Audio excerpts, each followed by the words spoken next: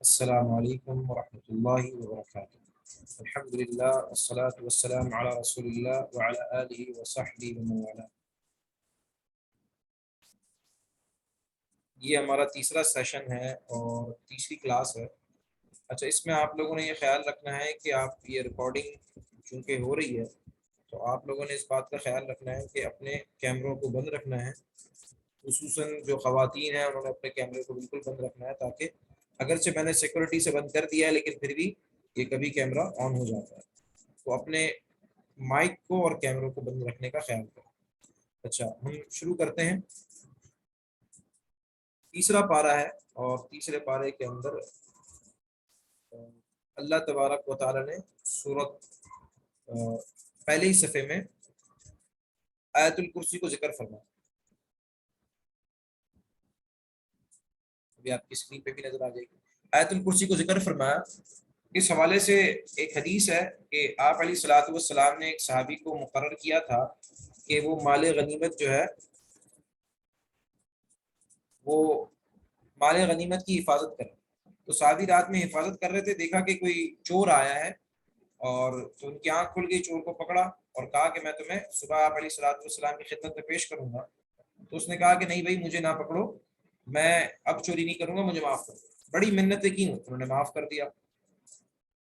دوسرے دن پھر ایسے ہی کیا اس نے، انہوں نے پھر معاف کر دیا۔ تیسرے دن پھر ایسے ہی کیا تو انہوں نے کہا اب میں معاف نہیں کروں گا، اب تمہیں پکڑ کے میں آپ علیہ الصلوۃ والسلام کی خدمت میں لے کے جاؤں گا۔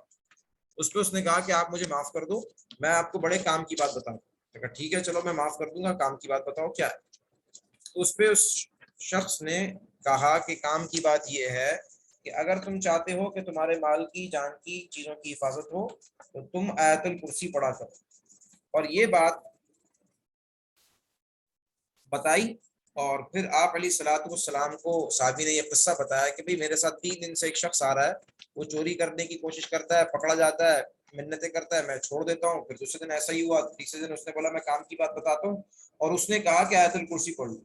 تو آپ علیہ الصلوۃ والسلام نے فرمایا کہ صدق ھذا ابلیس، یہ ابلیس تھا، اور فرمایا صدق کذوب، ہے تو بڑا جھوٹا لیکن بات سچی کی ہے بڑا جھوٹا، بات سچی کی ہے۔ تو بڑی آسان سی ہے آیت الکرسی، ہم میں سے اکثر کو یاد بھی ہے، تو اپنے گھر پر دم کر دیا، گاڑی میں جا رہے ہیں، سفر پہ کوئی چیز ہے قیمتی، آدمی کو ڈر لگتا ہے کہ یہ نہ ہو جائے وہ نہ ہو جائے، بہت سارے احتمالات ہوتے ہیں، تو آدمی آیت الکرسی پڑھ کے دم کرتے ہیں۔ ایک اور بات جو آگے اللہ تبارک و تعالیٰ ذکر فرماتے ہیں، 3 قصے ذکر کیے ہیں، 3 قصے پے در پہ مختصر انداز میں ذکر کیے ہیں، 3 قصے۔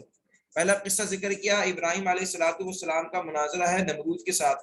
ابراہیم علیہ الصلوۃ والسلام، اللہ تبارک و تعالیٰ فرماتے ہیں الم تر الی الذی حاج ابراہیم فی ربہ ان آتاہ اللہ الملک، کہ کیا آپ نے دیکھا نہیں اس شخص کو جو ابراہیم علیہ الصلوۃ والسلام سے حجت بازی کر رہا ہے، بحث کر رہا ہے اپنے رب کے بارے میں، اس وجہ سے صرف کہ اس کو اللہ نے بادشاہت دی۔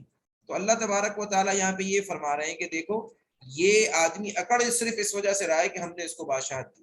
یہاں پہ تو بات ہے نمرود کی، لیکن ویسے ہم دیکھا جائے تو ہم میں سے ہر ایک کے لیے اس میں سبق ہے کہ اگر ہمارے پاس کوئی نعمت آئے تو اس نعمت کا نتیجہ یہ ہونا چاہیے کہ ہمارے اندر نرمی اور عاجزی آ جائے، ہم اللہ کی دی ہوئی نعمت کی وجہ سے اکڑے نہ۔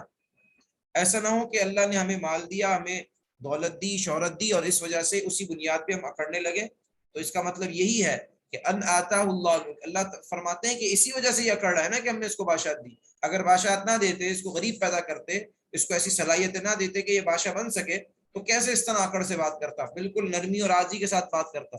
تو ہماری نعمتوں کی وجہ سے اکڑ رہا ہے، جو نعمتیں دیں اس وجہ سے کر رہا ہے۔ تو یہ میرے اور آپ کے لیے سبق ہے کہ اللہ نے اگر ہمیں کوئی نعمت دی ہے، اس نعمت کے نتیجے میں ہمارے اندر نرمی آنی چاہیے، اور ہمارے اندر جو ہے عاجزی اور انکساری ہونی چاہیے۔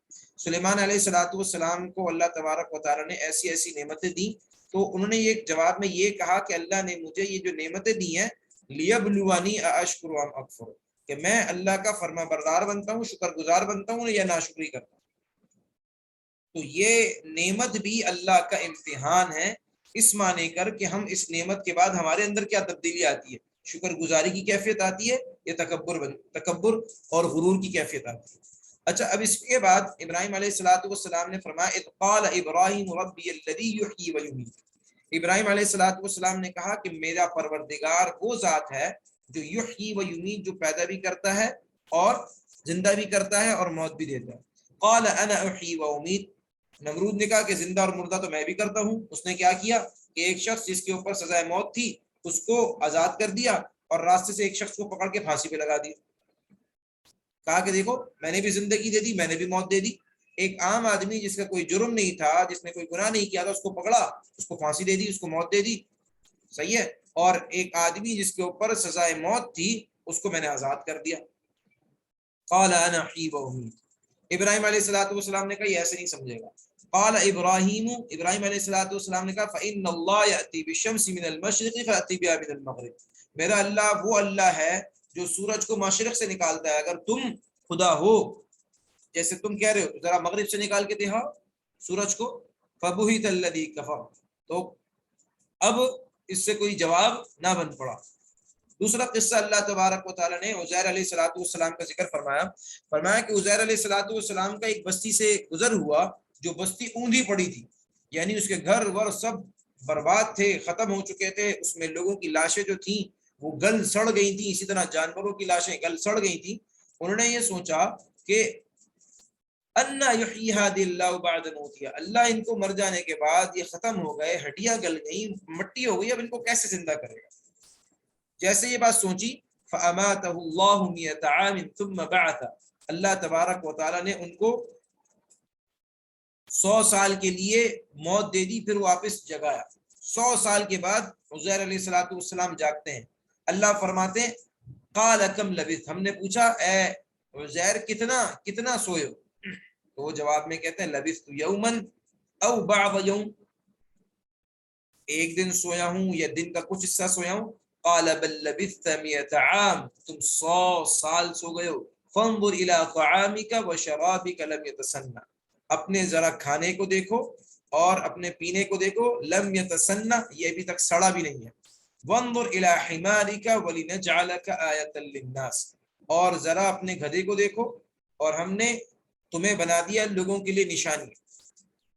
اب ہوا یہ کہ عزیر علیہ السلام 100 سال تک نہ ان کا جسم خراب ہوا، نہ ہڈیاں ٹوٹی، نہ گوشت خراب ہوا، بالکل جیتے جاگتے انسان ہیں، بس 100 سال سو گئے۔ کھانا جو چند گھنٹوں میں یا ایک دو دن کے اندر سڑ جاتا ہے، بدبو آنا شروع ہو جاتی ہے، نہ کھانا سڑا نہ پانی سڑا۔ اور اس کے مقابلے میں جو گدھا تھا، ان کی جو سواری کے طور پر جو گدھا تھا، وہ گدھا مر گیا، اس کی کھال ختم ہو گئی، اس کا گوشت ختم ہو گیا، اس کی ہڈیاں گل گئی، اور ہڈیاں گل کے مٹی اور ریزہ ہو گئی۔ اب یہ ریزہ عزیر علیہ السلام کے سامنے جڑنا شروع ہوتا ہے، ہڈیاں بنتی ہیں، اس پہ گوشت چڑھتا ہے، گوشت کے اوپر کھال چڑھتی ہے، اور آنن فارن یعنی فوراً وہ گدھا آواز نکالنے لگتا ہے جیسے گدھا اپنی آواز نکالتا۔ تو اللہ تبارک و تعالیٰ نے دکھایا کہ کس طرح میں تمہیں 100 سال سلا کے بھی اٹھا سکتا ہوں، اور اتنی مجھے قدرت ہے کہ 100 سال تک تمہارا کھانا بھی نہ سڑے، اور اس کے مقابلے میں تمہارا گدھا جو تمہارے ساتھ ہی ہے، تیسری چیز گدھا تھی، وہ گل جاتا ہے، سڑ جاتا ہے، ختم ہو جاتا ہے، اور اس کو میں واپس زندہ کر دوں آنن فانن، فوراً اس طرح میں زندہ کروں گا۔ آگے ابراہیم علیہ السلام کا قصہ ہے، فرمایا کہ وَإِذْ قَالَ إِبْرَاهِيمُ رَبِّ أَرِنِي كَيْفَ تُحْيِي الْمَوْتَى، اور وہ وقت بھی یاد کرنے کے قابل ہے جب ابراہیم علیہ السلام نے اپنے رب سے کہا، اپنے پروردگار سے کہا ارینی کیف تحیی الموتى، اے میرے پروردگار مجھے آپ دکھائیے کہ آپ مردوں کو کیسے زندہ کریں گے۔ تو اللہ تبارک و تعالیٰ نے پوچھا اولم تؤمن، کیا ایمان نہیں ہے؟ قال بلا، کیوں نہیں ہے؟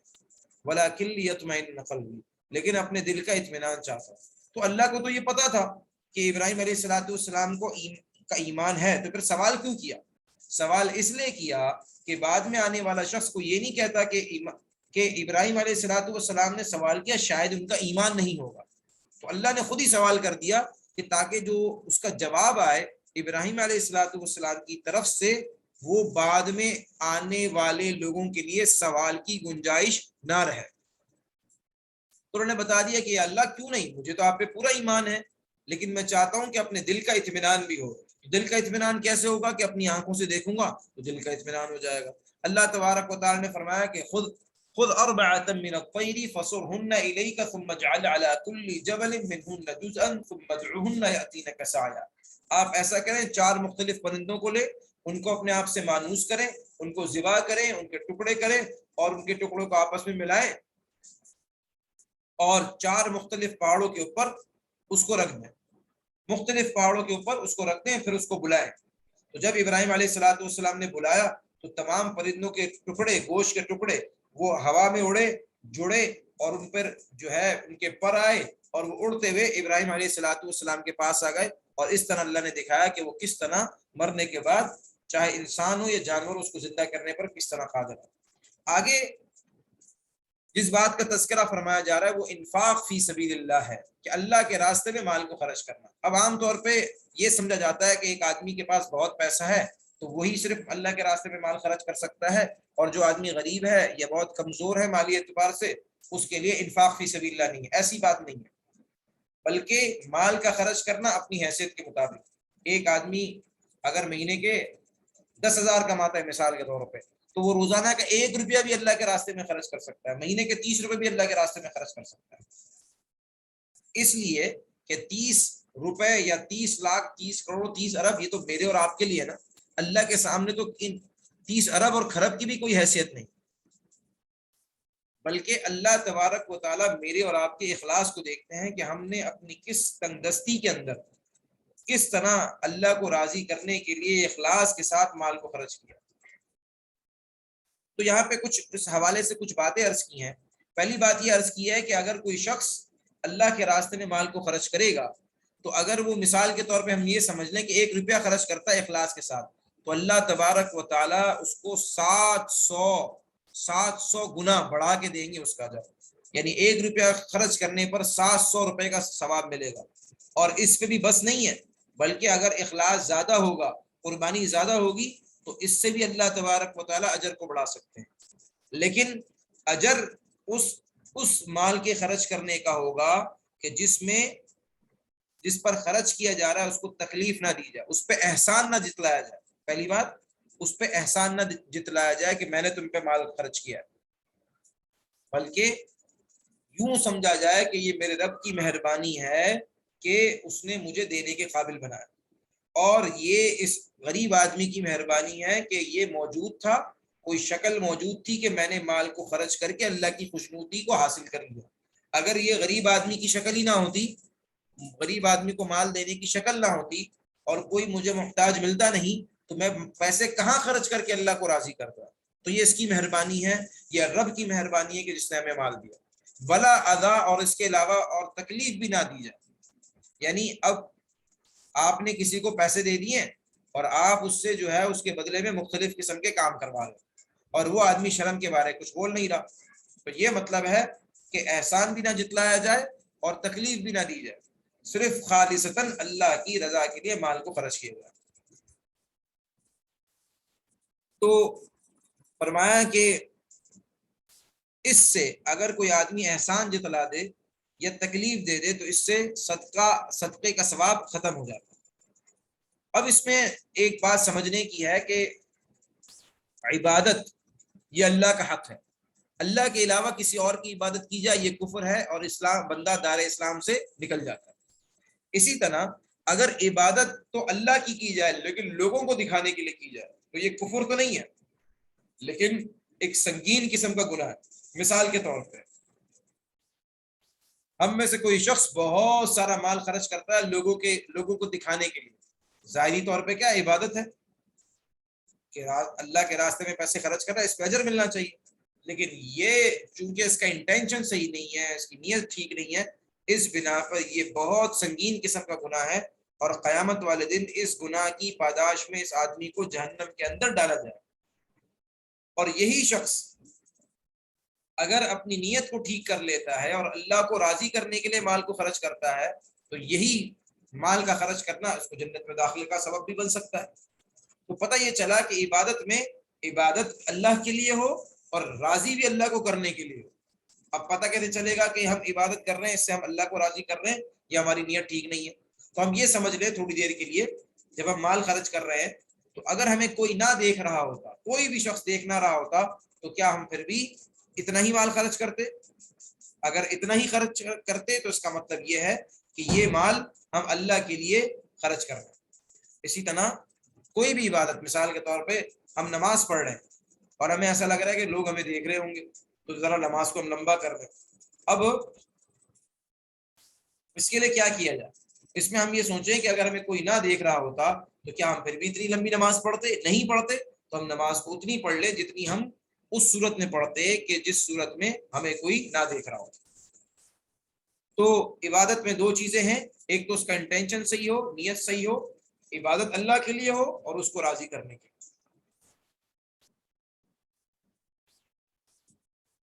آگے اللہ تبارک و تعالیٰ نے اپنی قدرت کا مظہر سورہ آل عمران میں بیان فرمایا کہ ایک چڑیا اپنے بچے کو پانی پلا رہی ہوتی ہے تو عمران ایک نیک شخص تھے، ان کی بیوی جو ہے وہ دیکھتی ہے اور وہ چڑیا اپنے بچے کو کھانا کھلاتی ہے، پانی پلاتی ہے. تو یہ بڑی عمر کی عورت ہوتی ہے، اس کی اولاد نہیں ہوتی. تو اس کو بڑا اچھا لگتا ہے کہ دیکھو کتنی اچھی محبت سے چڑیا جو ماں ہے اپنے بچے کو کھانا بھی کھلا رہی ہے اور پانی بھی پلا رہی ہے. کتنا ہی اچھا ہو کہ میری بھی اولاد ہو تو میں بھی اس کو اسی طرح اس کا خیال رکھوں. اب بڑی عمر کے اندر یہ خیال آ رہا ہے. اللہ سے دعا کرتی ہیں اللہ تبارک و تعالی، اور یہ دعا کے ساتھ ساتھ یہ کہتی ہیں کہ اگر میرا بیٹا پیدا ہو جاتا ہے تو میں اس کو مسجد اقصی کا خادم بنا دوں. اب اللہ کی شان، بیٹے کی جگہ بیٹی پیدا ہو جاتی ہے، اس کا نام مریم رکھ دیتے ہیں اور یہ اپنے خالو کی پرورش میں چلی جاتی ہے بچی، اور مسجد اقصی کے لیے اس کو وقف کر دیا جاتا ہے. اب زکریا علیہ السلام جو ان کے خالو ہوتے ہیں اس بچی کے، وہ اس کی پرورش بھی کر رہے ہوتے ہیں اور مسجد اقصی کے وہ دیکھ بھال کرتے ہیں. ایک مرتبہ ایسا ہوتا ہے کہ وہ دیکھتے ہیں کہ بچی کے پاس، مریم علیہ السلام کے پاس بے موسم کے پھل ہیں. بڑے حیران ہوتے ہیں، وہ پوچھتے ہیں انا لکی ھذا، بچی بیٹا یہ کہاں سے آئے؟ قالت هو من عند اللہ، اللہ نے دی. اب ان کو بھی شوق پیدا ہوتا ہے. اب ان کی عمر بھی بڑھ چکی ہوتی ہے، ان کی بیوی بھی جو ہے وہ بانجھ ہوتی ہے، عمر بھی کافی بڑھ چکی ہوتی ہے. اب ان کو خیال آتا ہے کہ دیکھو اولاد کتنی اچھی چیز ہے، ابھی تک تو ایسی زندگی گزر گئی اور خیال بھی نہیں آیا، کوئی ایسی شکل بھی نہیں آئی. اب بچی کو دیکھ کے دل میں خیال آ رہا ہے کہ کاش میری بھی اولاد ہوتی. اللہ سے دعا کی یا اللہ مجھے اولاد دے. کہا کہ ٹھیک ہے ہو جائے گی اولاد. اب جب اللہ کی طرف سے یہ اعلان ہوا ہاں بھائی ہم تمہیں بیٹا دیں گے، تو کہنے لگے کہ کیف یکون لی ولد، کہ میرا بیٹا کیسے ہوگا، میں تو بڑی عمر کا ہوں اور میری بیوی بانجھ ہے، یہ ہوگا کیسے؟ فرمایا کہ اللہ نے یہ طے کر لیا ہے اور یہ ہوگا. اور پھر اللہ تبارک و تعالیٰ نے بڑھاپے کی حالت میں، بیوی بھی بوڑھی ہے، بڑی عمر کی ہے، بانجھ بھی ہے، اور اس کے باوجود اللہ تبارک و تعالیٰ نے انہیں یحییٰ علیہ السلام بیٹے کی شکل میں دیا. اسی طرح پھر یہ مریم علیہ السلام ایک مرتبہ غسل کے لیے گھر کے کنارے پہ تھی تو دیکھا کہ سامنے ایک شخص کھڑا ہے. کہا کہ میں تمہیں اللہ کا واسطہ دیتی ہوں، تم چلے جاؤ. اس نے کہا میں آدمی نہیں ہوں، میں اللہ کا فرشتہ ہوں، اور اللہ یہ چاہتے ہیں کہ تمہیں اللہ تبارک و تعالیٰ بغیر شوہر کے، بغیر شادی کے تمہیں بیٹا نصیب کرے. اور ان کے گریبان میں پھونک مارتے ہیں اور اسی وقت ان کو جو ہے وہ حمل ٹھہرتا ہے، اور حمل ٹھہرنے کے کچھ دیر کے بعد وضع حمل ہو جاتا ہے، یعنی ڈیلیوری ہو جاتی ہے. تو یہ اللہ تبارک و تعالیٰ نے اپنی قدرت کا مظہر دکھایا کہ عمران کی جو بیوی ہیں ان کو بڑھاپے میں مریم علیہ السلام دی. پھر مریم علیہ السلام کو دیکھ کے زکریا علیہ السلام کو شوق پیدا ہوا، ان کو بڑھاپے میں اللہ تبارک و تعالیٰ نے یحییٰ علیہ السلام کی شکل میں اولاد دی. اس کے بعد پھر اللہ تبارک و تعالیٰ نے مریم علیہ السلام کو اولاد دی اور فرمایا کہ ان مثل عیسیٰ عند اللہ کمثل آدم. اب لوگوں نے کہا بھائی یہ کیسے ممکن ہے کہ بچہ پیدا ہو جائے بغیر باپ کے؟ کہا کہ بالکل ایسا ہو سکتا ہے اگر اللہ چاہے تو، بالکل ایسے جیسے آدم علیہ السلام پیدا ہوئے، خلقہ من تراب ثم قال له کن فیکون. تو جب آدم علیہ السلام بغیر ماں باپ کے پیدا ہو سکتے ہیں تو کوئی شخص بغیر باپ کے پیدا کیوں نہیں ہو سکتا؟ ہو سکتا ہے. اچھا یہ بات ہو گئی، بس آخری بات کر کے بات کو ختم کرنا ہے۔ اللہ فرماتے ہیں کہ الذين يأكلون الربا لا يقومون إلا كما يقوم الذي يتخبطه الشيطان من المس ذلك بأنهم قالوا إنما البيع مثل الربا وأحل الله البيع وحرم الربا۔ اللہ تبارک و تعالی نے سود کو حرام قرار دیا ہے، فرمایا جو سود کھاتے ہیں وہ قیامت والے دن ایسے اٹھیں گے جیسے جنات کا اثر، جیسے وہ شخص اٹھے جس کے اوپر جنات بھی کچھ اثر ہو۔ فرمایا کہ اللہ تبارک و تعالی سود کھانے والے سے اعلان جنگ کرتے ہیں، سود کھانے والے سے اللہ تبارک و تعالی اعلان جنگ کرتے ہیں۔ فَإِن لَّمْ تَفْعَلُوا فَأَذَنُوا بِحَرْبٍ مِّنَ اللَّهِ وَرَسُولِهِ وَإِن تُبْتُمْ فَلَكُمْ رُءُوسُ أَمْوَالِكُمْ فَإِن لَّمْ تَفْعَلُوا فَأَذَنُوا بِحَرْبٍ مِّنَ اللَّهِ وَرَسُولِهِ، اور اگر تم نہ رکے تو اللہ تبارک و تعالی اور اس کے رسول تم سے اعلان جنگ کرتے ہیں۔ یہ کتنی خطرناک بات ہے، یہ کتنی خطرناک بات ہے کہ اللہ تبارک و تعالی اور اس کے رسول اعلان جنگ کرتے ہیں۔ تو سود کھانے سے بندے کو فوراً ہی رکنا چاہیے، فوراً رک جانا چاہیے، اور اگر بندہ نہیں رکتا تو اس کا مطلب وہ سمجھ لے کہ اللہ تبارک و تعالیٰ اس سے اعلان جنگ کر رہے ہیں اور وہ اللہ اور اس کے رسول سے جنگ کرنے کے لیے تیار ہو جائے۔ فرمایا کہ سود کا ادنا درجہ یہ ہے کہ اپنی ماں کے ساتھ زنا کرنا۔ کتنی بےہودہ بات ہوگی، کتنا بڑا گناہ ہوگا۔ فرمایا کہ سود کھانا بالکل اسی طرح بڑا گناہ ہے جیسے کہ کوئی شخص اپنی ماں کے ساتھ زنا کرے۔ تو یہ کچھ باتیں عرض کرنی تھی تیسرے پارے کے حوالے سے۔ اللہ تبارک و تعالیٰ سے دعا ہے جو کچھ کہا گیا سنا گیا اس پہ صحیح معنوں میں عمل کرنے کی توفیق نصیب فرمائے۔ وصلی اللہ وسلم علی سیدنا محمد وآخر دعوانا ان الحمد للہ رب العالمین۔